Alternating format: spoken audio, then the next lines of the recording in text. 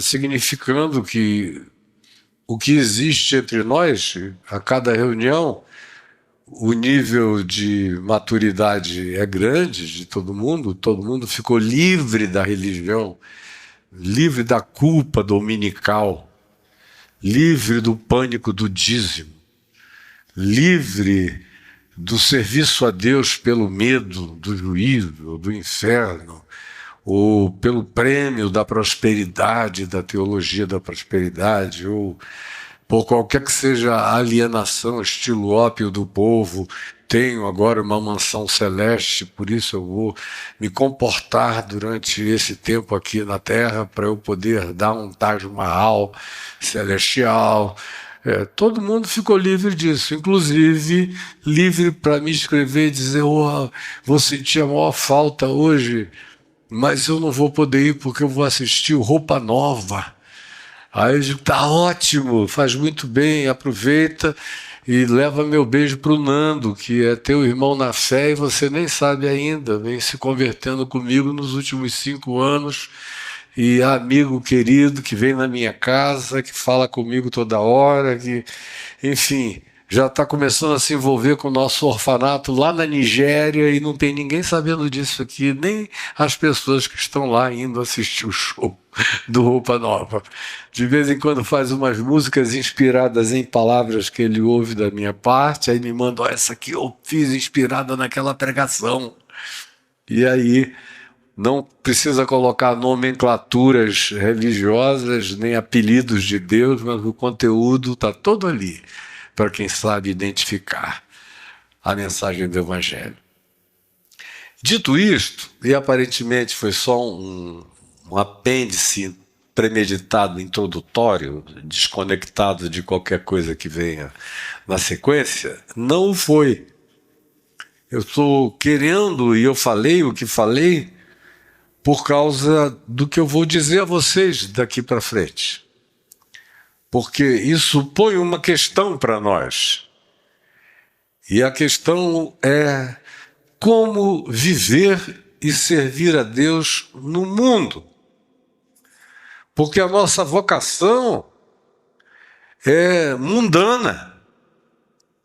É para servirmos a Deus no mundo, não num outro paralelo, que é como em geral o cristianismo propõe. Você passa com raiva pelo mundo de segunda a sexta-feira.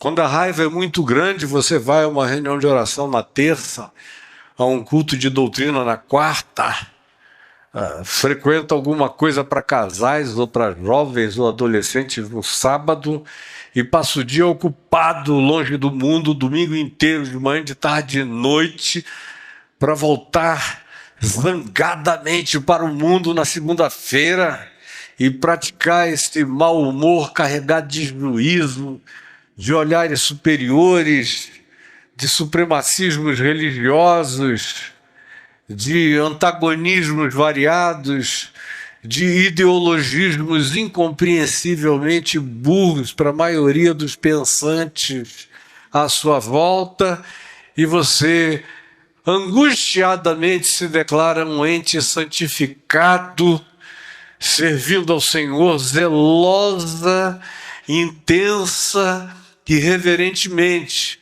como a maioria de nós assim já fez e assim já foi, durante anos e anos da vida.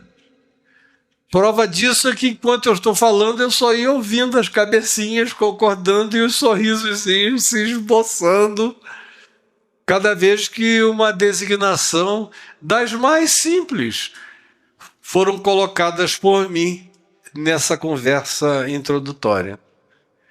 Mas isso nos levanta essa questão. Se Jesus disse: Pai, eu te peço que tu não os tires do mundo, mas que no mundo tu os livres do mal, como é que eu posso viver no mundo livre do mal? Amando o mundo como Deus amou ao mundo de tal maneira que se deu em Cristo, diferenciando o mundo, sociedade humana, que é esse, que é objeto desse amor manifesto, expressa, sublime e suprema e superlativamente na cruz de Cristo. Como eu diferencio isso das demais expressões de mundo que aparecem no Novo Testamento, frequentemente com palavras diferentes no texto grego, mas que nas traduções para o português, tudo acabou sendo transliterado ou traduzido ou colocado como mundo, uma única palavra. Aí o crente enlouquece, porque de um lado Deus amou ao mundo, João 3,16, e ele decora isso. De um outro lado, o próprio João, de João 3,16, na primeira epístola dele, diz: filhinhos meus, não ameis o mundo, nem as coisas que há no mundo, pois se alguém amar o mundo, o amor do Pai não está nele. Aí o crente diz: mas Deus ama o mundo e eu tenho que não amar o mundo, praticamente odiar o mundo. Ao mesmo tempo vem Paulo e diz: pois tudo é vosso. Seja o mundo é vosso. Sejam as coisas do presente ou as coisas do porvir, seja a vida, seja a morte, tudo é vosso e tudo foi criado por amor de vós. E aí, além de uma dicotomia, o indivíduo entra numa tricotomia e daí começa um processo meio esquizofrenizante, porque ele não consegue saber se ama o mundo, odeia o mundo, despreza o mundo, considera o mundo, vive no mundo ou se ausenta do mundo, enfim, o que é para ele fazer com esse mundo? Para complicar, ainda vem Jesus e acrescenta: vós sois o sal do mundo. Da terra é do mundo, assim como vós sois a luz do mundo. Porque a terra e o mundo significam a mesma categoria. A relação de cada um de nós com a totalidade da cognição coletiva da sociedade humana. E a ênfase enorme de amar o cosmos como criação de Deus, que está traduzida no nosso Novo Testamento também como mundo. Aí, se eu odeio o mundo, eu corto as árvores. Aí eu digo: a porcaria dessa árvore. Falando um português vernacular lindo, diferente do que autoridades já falaram, designando as pobres árvores, que são objetos do interesse dos lunáticos ambientalistas, como eu vi o presidente americano falar ontem à noite. E nós não vamos cortar as nossas árvores, porque os pastores que estão ao lado deles só consideram o mundo tudo aquilo que aconteça envolvendo o pênis, a vagina e o ânus no ambiente externo à igreja. Praticamente o mundo cabe nessa tríade. Tudo que interessa à Trindade está dentro dessa tríade. E as demais coisas, chacinas, massacres, etnicídios, genocídios, afrontas, fome, morte, tudo isso é apenas culpa dos pobres que são preguiçosos e não aprenderam com os nossos ricos a ganhar dinheiro e nem fizeram cursos de teologia da prosperidade, e não abraçaram ainda a teologia do domínio. É como a maioria de todos os demais, teoricamente, da mesma família que vocês um dia foram e que por algum traço da misericórdia de Deus ainda o são, mesmo que fazendo só um overlapping na beiradinha da identificação, ensinam, protagonizam e praticam, e não é o que Jesus pede de nós, porque em Jesus tudo está muito claro. A sociedade humana é para ser amada. O mundo que é para ser odiado é aquele que esfria o amor e promove a iniquidade e a maldade. E o cosmos criado por Deus é para ser preservado, amado, entendido, cuidado e visto como expressão da graça e do amor de Deus. E aí eu paro aqui, termino e digo: vão em paz, irmãos, até domingo, sem ser o próximo outro, com a graça de Deus, porque eu já falei tudo que eu deveria falar hoje. Mas a perguntinha continua insistindo: como é que a gente vive no meio dessa confusão inteira, a missão de sermos gente de Deus nesse mundo onde tem coisas para nós amarmos e protegermos e cuidarmos, e há significados, valores, imposições, construções, ideologias e fabricações as mais variadas, que é para a gente delas se afastar, discernímo-las a fim de não sermos por elas tragados. Como é que a gente aprende isso? E aí eu quero ser muito breve daqui para frente, já que eu não fui até agora nessa introdução, quero ver se pelo menos na conclusão o serei.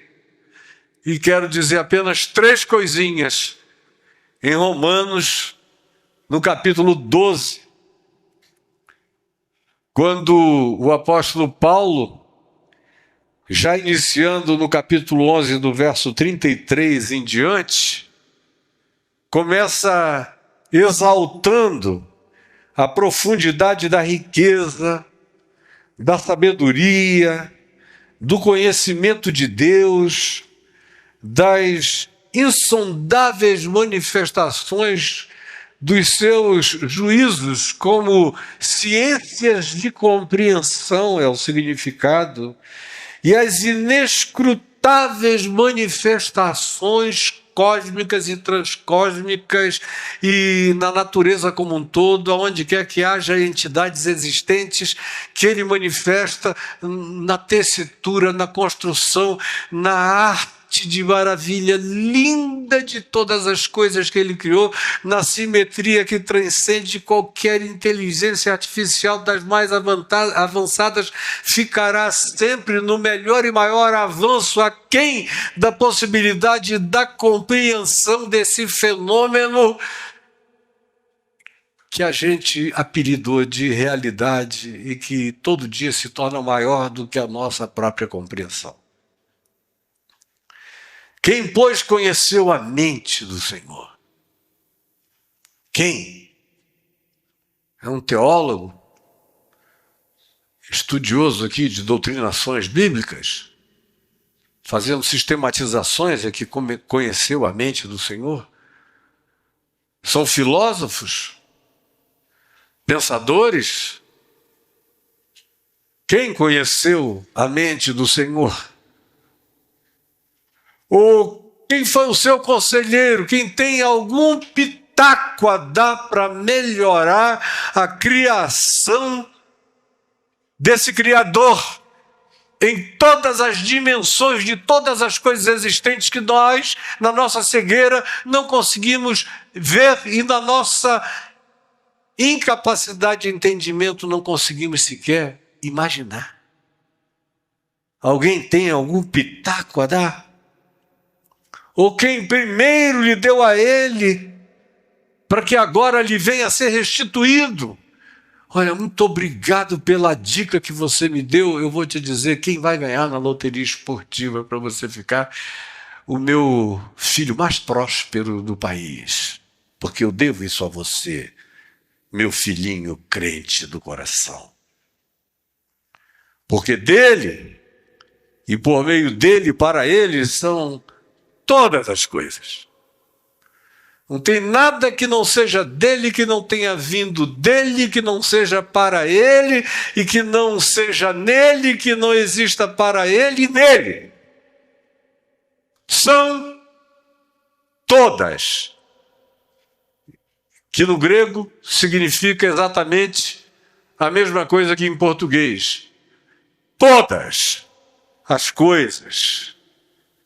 A ele, pois, a glória eternamente. Amém. E aí, depois de dizer isso, é que ele ensina a gente, querendo, por assim, nos deixar claro que sem esse transfundo, sem essa pré-compreensão, que é mais do que uma teologia ou uma cognição, é uma totalização de um complexo que foi expresso como mandamento original quando se disse: ama o Senhor teu Deus de todo o teu coração, de toda a tua mente, de toda a tua alma, com toda a tua força e com todo o teu entendimento. E ama o teu próximo como a ti mesmo. Porque isso assambarca e é a sinapse universal de tudo que tem significado para Deus, relacionado a entes conscientes e pessoais como eu e você.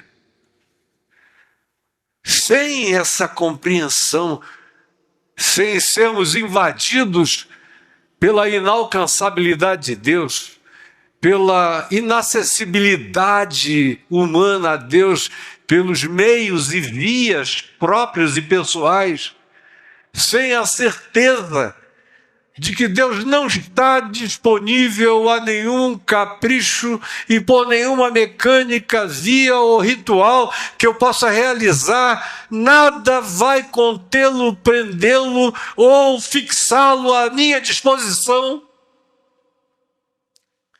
E sem que eu não carregue na alma a certeza de que todas as coisas foram feitas por amor de mim e que eu sou filho desse amor, não somente eu, mas todas as criações dos elementos subatômicos mais indiscerníveis, como esse que se achou agora, 15 dias atrás, desconhecido, que é invisível e que é onde a matéria aparentemente, por enquanto, começa a aparecer e a emanar, é de um ente subatômico praticamente sem nome ainda, que só é visibilizado pelos recursos ultra-subatômicos e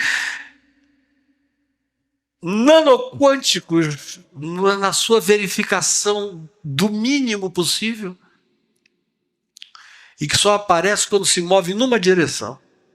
Não é como as outras, que movem-se em qualquer direção, podem ser visibilizadas e um único elemento vira dois, e sem alteração de necessidade de viagem no espaço-tempo, ele simplesmente é, em lugares diferentes, o mesmo. Agora tem esse, que só aparece quando viaja numa direção. Descoberta 2 semanas atrás. Até essa coisinha aqui, ou sobretudo essa coisinha aqui, quanto menor, mais valiosa, é objeto desse amor criador. E eu também, você também, e todas as coisas criadas também. É o que Paulo está tentando dizer nesse capítulo 11, do verso 33 ao 36, encham-se da consciência desse amor para vocês poderem viver no mundo. Por quê? Eu sei que isso é uma introdução ao que eu lhes propus falar agora. Porque na sequência vinculadamente a isso, inextricavelmente vinculado a isso, ele diz: rogo-vos, que é um apelo visceral, que é algo que se vincula à intercessão do Espírito Santo, ao Paráclito, uma espécie de paracaléu. Rogo-vos. É aquela coisa que vem da entranha mais profunda, porque tem que vir de uma consciência que transcenda meu próprio entendimento, mas penetra em mim. Quando isso me atinge, eu posso começar a responder à vocação divina que Paulo expressa, dizendo: rogo-vos, por causa desse amor, por causa da indizibilidade de todas as coisas, por causa da transcendência e da incompreensibilidade de toda a criação, por causa da grandeza e da infinitude de tudo que nos cerca e no que nós somos, sem nem entendermos. Por causa disso, eu imploro, a palavra rogo-vos imploro-vos visceralmente, por causa disso, irmãos e irmãs. Por causa desse amor, por causa da criação que redunda disso tudo e que é um ato de graça. Ele não criou para ter companhia, nunca criou ente algum por causa de solitude ou solidão, mas por causa de misericórdia, porque o amor dá luz. O amor dá luz. O amor se esvazia e pare, cria, e cria, e cria, e cria.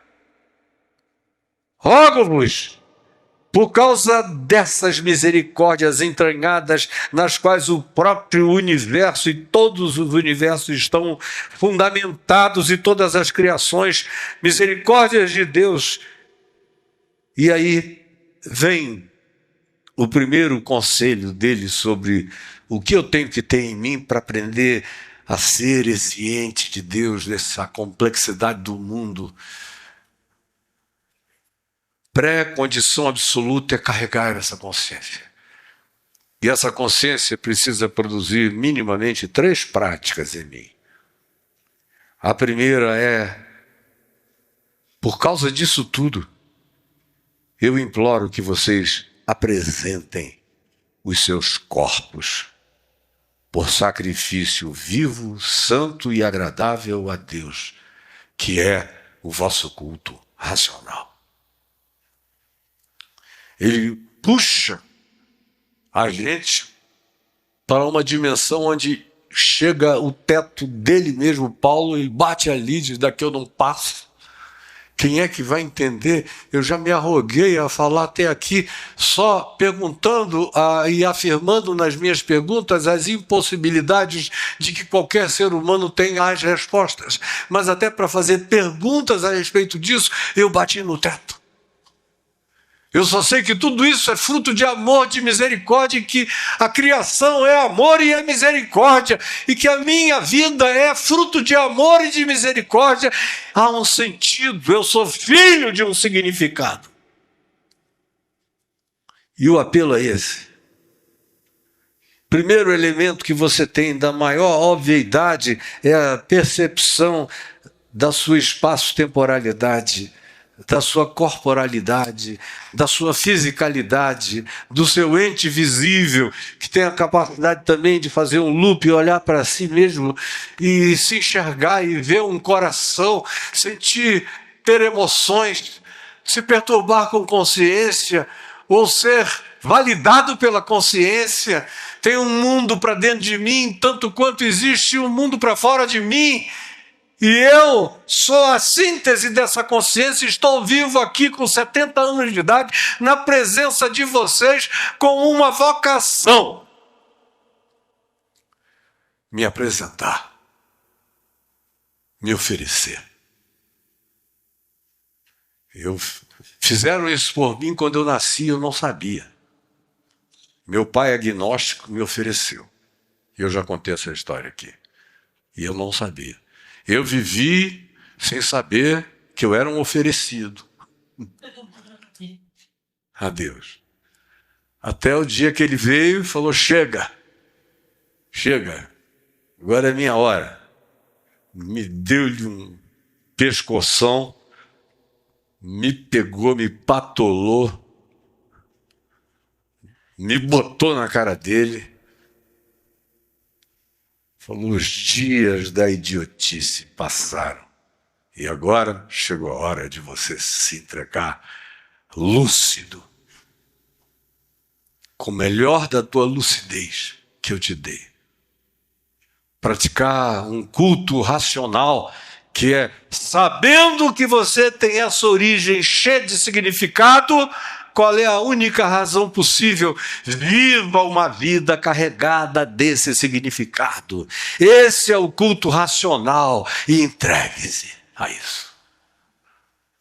Apaixonadamente, lucidamente, obstinadamente, resilientemente, perseverantemente, sem recuo e sem retrocesso. O que eu imploro é isso: que você se entregue, que você se apresente, que você bata continência para o significado da sua existência. E traga o seu ser como um sacrifício, que quando se usa essa palavra, na maioria das vezes a gente pensa em grande esforço esmagador, podendo chegar até a letalidade ou a morte, de tanto esforço e de tanto desprazer e de tanta agonia. É assim que a gente pensa em sacrifício. Mas Paulo está falando aqui de uma oferenda existencial permanente. O sacrifício da minha alegria. Como ontem eu e a Adriana, que estamos aqui, o Tiago, estávamos ali vendo o nosso netinho lutar no primeiro campeonato de jiu-jitsu dele. Não dá mais para chamar de netinho. Aquele molecão que está parrudo, casca grossa, vai ficar cada vez mais. Estávamos todos lá, no maior culto de alegria, porque, meu Deus, nosso neto, filho dele e da minha filha, que a gente viu ser entretecido, crescer, correndo no jardim daquela casa para lá e para cá, quanta vida, quanta memória, quanto tudo, uma alegria oferecida ao Senhor. Tanto quanto os nossos choros, todas as nossas gratidões, todas as nossas perplexidades, todos os nossos cafudés, tanto quanto todas as nossas dores, é apresentar tudo. Os nossos ganhos, as nossas perdas, a nossa juventude, o vigor da nossa adultez, a nossa velhice, a nossa vida, a nossa morte. Corpo, existência espaço-temporal, linearizada aqui entre o berço e a sepultura. Peguem tudo isso e coloquem diante de Deus como uma expressão única e irretirável, permanentemente posta diante dele, como uma entrega viva, não morta, cheia de vida.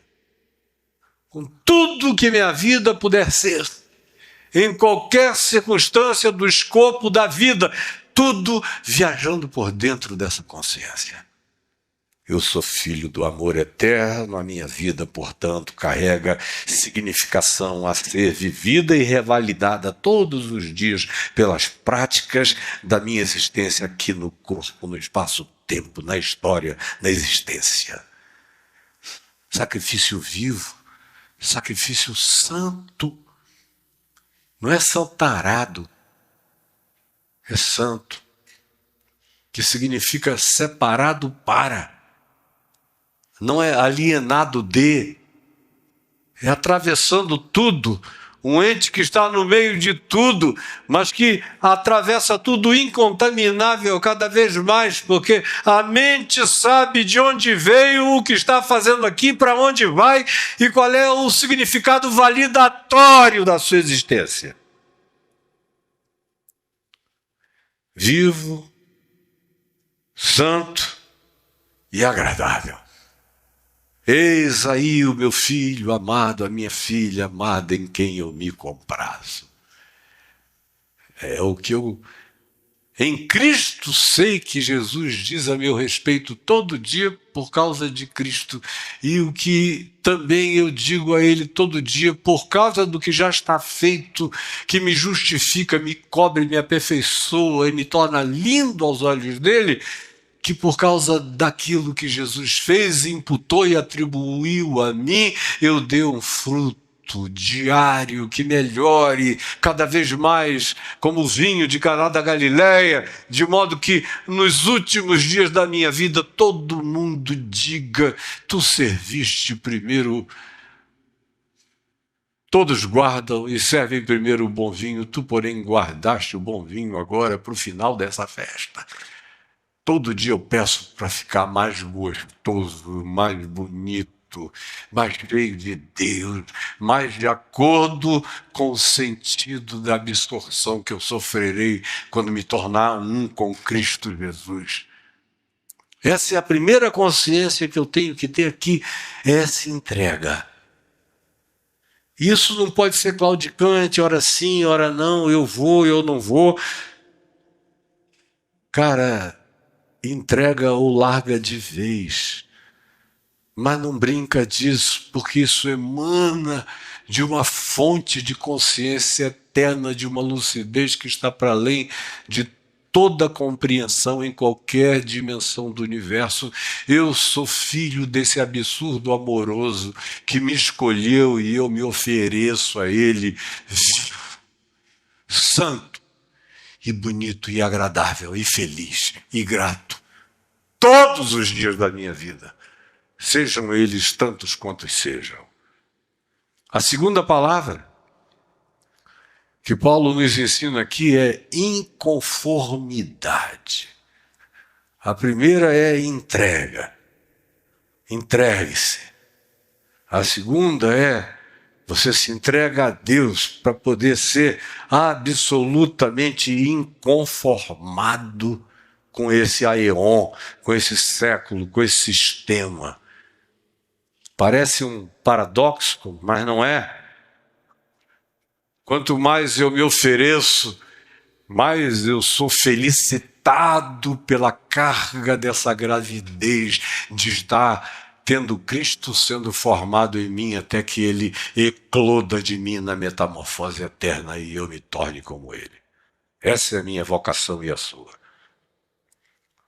Agora, paradoxalmente, aqui, vivendo entre o berço e a sepultura, eu sou um inconformado. Carrego uma inconformidade essencial. Eu não concordo com a destruição da natureza. Eu não concordo com que 1% do mundo detenha 65% do que poderia alimentar o resto do planeta que dorme com fome. Eu não me conformo que quem tenha muito dinheiro possa ter acesso a todos os bens de ciência de salvamento possíveis no planeta, enquanto todos os demais seres humanos, por não terem acesso a realidades monetárias mínimas, tenham já a continuidade da sua existência designada para uma morte prematura. Eu não me conformo, não me conformo. Que uma pessoa só determine no planeta o destino de 8 bilhões e meio de outras. Eu não me conformo com essas anomalias monstruosas, com esse mundo de nefilins, de gigantes perversos que querem dominar a alma humana, destroem a terra, querem manipular teus pensamentos, estão colocando dinheiro em ciências de manipulação do pensamento inconsciente da coletividade. Eu não me conformo.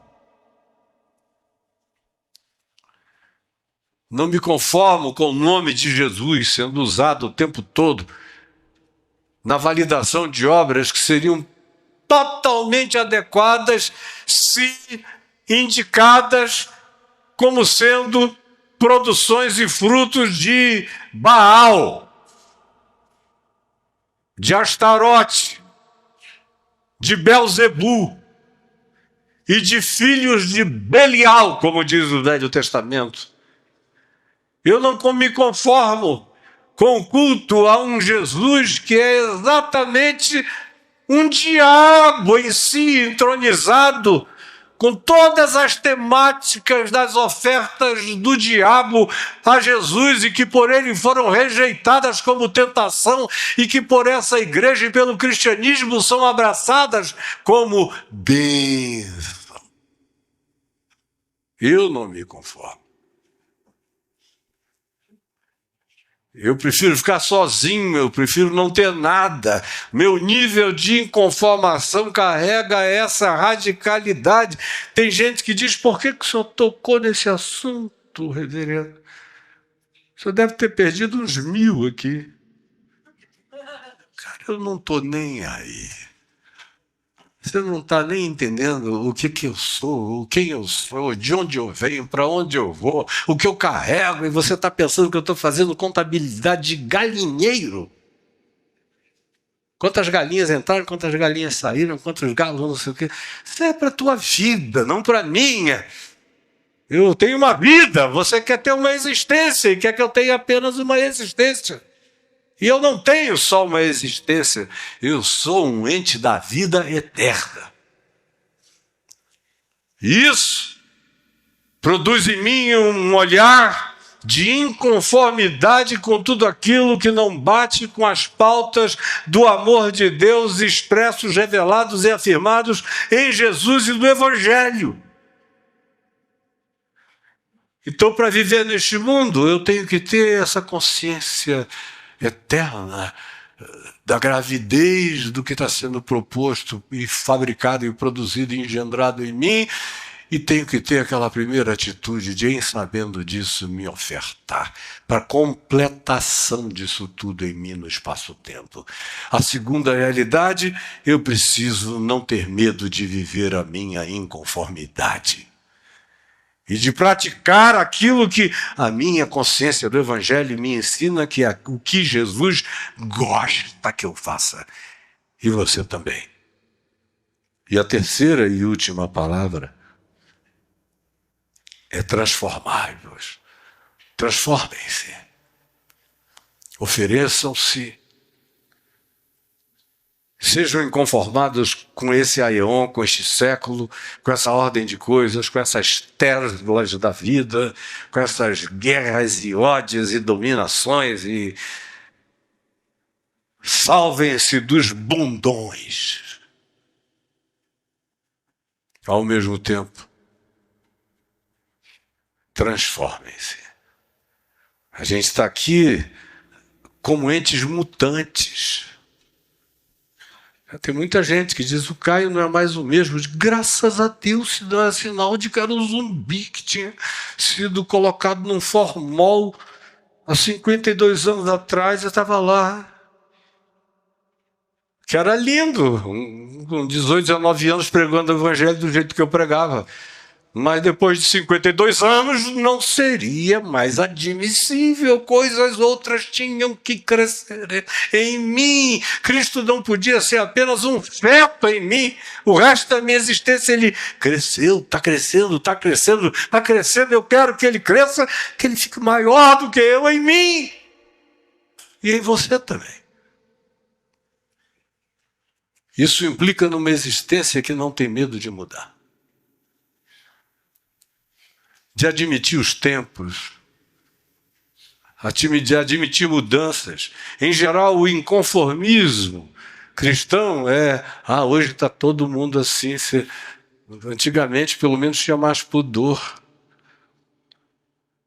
O cara era gay, mas escondia de todo mundo, a gente ficava mais confortável. Hoje em dia, não, ele vem e fala.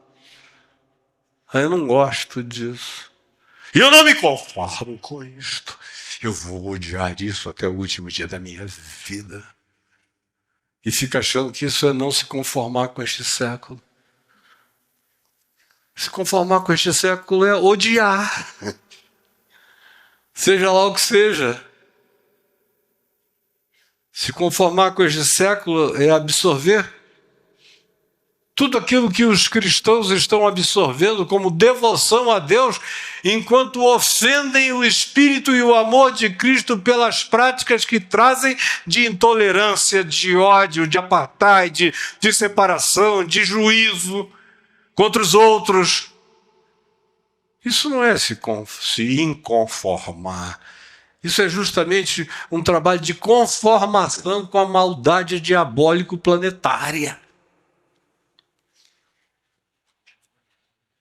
A inconformação tem a ver com a prática do Evangelho de Jesus andando no contrafluxo desse mundo que anda segundo o curso do príncipe da potestade do ar, do espírito que agora atua dos filhos da desobediência. É aquele fluxo que anda na direção da vaidade dos próprios pensamentos. Não se conformar com isso é, em nome de Jesus, com a mente de Cristo, andar segundo uma consciência que a grande maioria não possui, nem quer possuir, nem quer pensar a respeito, mas você não tem medo nem vergonha de encarnar e de viver. Agora, essa terceira palavra, transformem-se pela renovação da vossa mente. Abrir todos os pacotes ao invés de julgá-los de longe e de fora. Veja e procure humanidade, amor, compassividade, justiça, verdade, sinceridade. Não procure labels, nem bandeiras, nem estandartes, nem designações étnicas, nem políticas, nem ideológicas. Veja o que está acontecendo com gente, com a vida, com as reais necessidades humanas. E se você não sabia, saiba. Se você não entendia, entenda. Se você ainda não tinha alcançado, esforce-se agora e alcance. Se você pode mais, dê. Mas transforme-se, renovando o pensamento, o entendimento, a compreensão, a generosidade de mente e de coração, a tolerância, a inclusividade, a capacidade de abraçar sem medo, sem acepção e sem asepsia. Transformem-se nos pensamentos. Tem coisas a serem rejeitadas pela minha inconformação e coisas a me ensinarem pela própria dinâmica da evolução dos seres humanos, pois todos são objeto de uma ação de Deus, saibam ou não saibam, porque todas as coisas foram criadas por Ele, para Ele e dele são. Então, eu tenho mais a saber do que cabe num livro. Eu tenho muito mais a saber do que cabe em qualquer ciência. Eu ando todo dia buscando manter a minha mente aberta para entender o tempo, o espírito, o timing dessa era, compreender os dias, fazer uma leitura escatológica dos acontecimentos, ver o que cada coisa pode projetar para outra, o que aguarda as pessoas no futuro, incluindo os meus filhos, netos e todos vocês a quem eu amo e as gerações vindouras. Isso acontece quando eu não tenho medo de transformar a minha mente. Não para enxergar apenas coisas negativas, mas também para ficar cheio de realidades propositivas da graça de Deus e de saída. Quando essas compreensões simples me penetram, aí eu vivo num mundo com relevância. Pai, eu não te peço que tu os tires do mundo, tão somente que tu os livres do mal. Quem tem ouvidos para ouvir, ouça e faça bom proveito, em nome de Jesus. Amém e amém. Vamos ficar em pé.